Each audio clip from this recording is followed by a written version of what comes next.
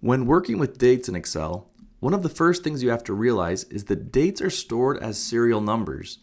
You might type in a date using numbers with slashes. You might type out words with commas. But if Excel recognizes that what you've typed is a date, in the background, it will store it as a number. And how does the numbering system work? It starts with January 1st, 1900. This is equivalent to the number 1. Each additional day after that will add another number. January 2nd of that same year would be 2, and so forth. Today's dates are all in the 40,000s, meaning that roughly 40 to 50,000 days have elapsed since January 1st, 1900. Now maybe that's an arbitrary date. They could have picked anything. But at the time Excel was first developed, it seemed pretty reasonable to just pick the first day of that century.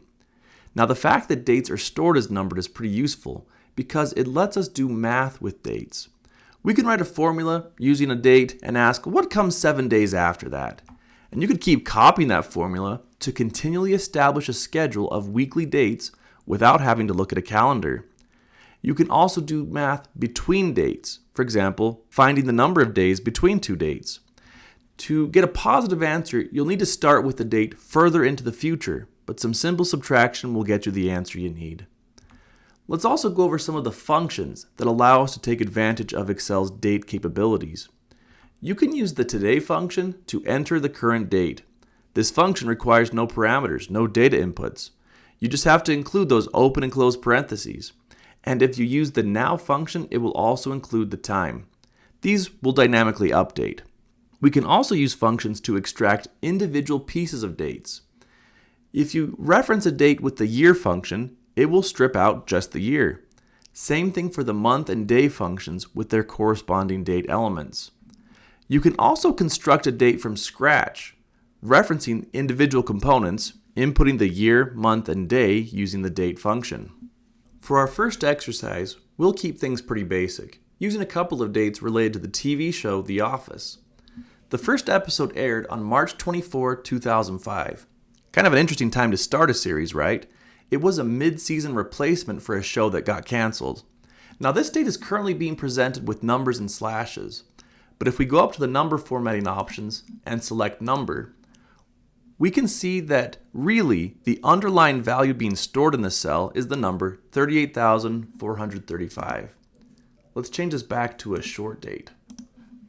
We'll start by extracting the individual components of this date.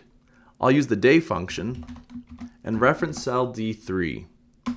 Same thing with month and year.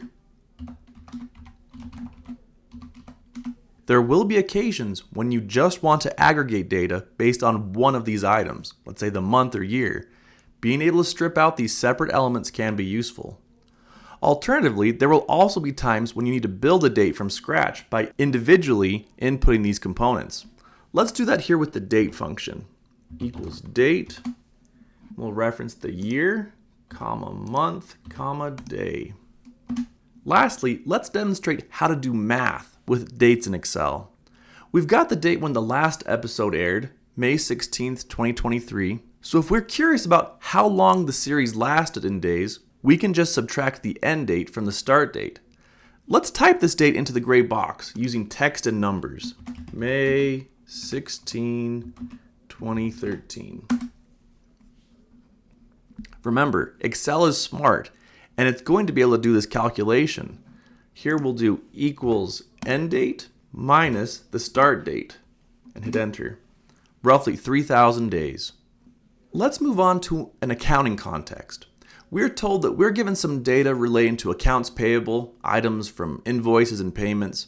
These are some records where we've purchased inventory from a vendor, and some of these accounts we've already paid off in the past, and we're also looking at how to handle our current outstanding balances.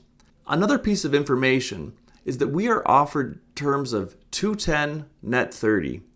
This means that if the company pays its accounts within 10 days, they are offered a 2% discount. Otherwise, the account becomes due 30 days from that invoice date. In column E, we're told to calculate the number of days between the payment date and invoice date. This is pretty simple. Days to pay will do equals payment date minus invoice date.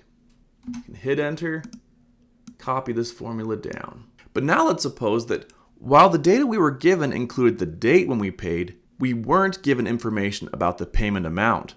So in column F, we are instructed to back out this information by referencing both the original invoice amount and the number of days it took us to pay off the account.